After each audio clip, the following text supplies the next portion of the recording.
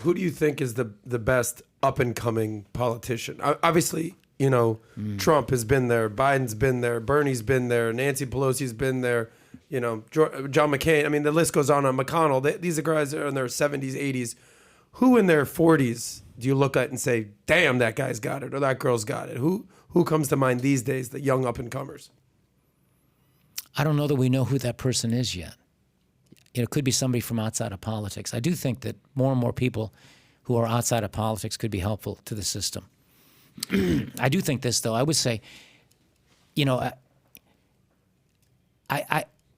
America is so divided. When I came home, so much has changed. I didn't recognize my party. It was 8 years that I was gone. And, social media, all this stuff is so different now, right? Everything is so quick and people have all these views, which is important that they have those. This idea of cancel culture and this wokeness, it's a very different thing and a very dangerous thing, I think. I think freedom is in danger in the United States.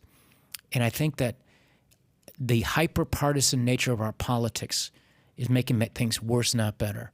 And I don't know that I have a direct solution to it because both parties are sort of locked into their positions. It's all about winning the next election. I do think the Republicans are going to have a very good year, 2022. I do think there's a realignment going on in American politics, which could be very helpful and get us back on a good track. But I think the hyper-partisanship is so extreme that it's just turning off too many people and dividing us too much. It would be nice to see some person come out who might be able to find a way to unify without selling out his or her principles. Mm-hmm. And so a guy like Reagan had that ability. Roosevelt had that ability. Lincoln had that ability. Somebody like that. Do I see anybody on the horizon right now? I don't. I'm obviously very biased towards President Trump for what he did for me. I mean, I think stylistically, he is what he is. Some people love it. Some people don't. But I do think that a lot of the stuff he's been working at and talking about is right for America.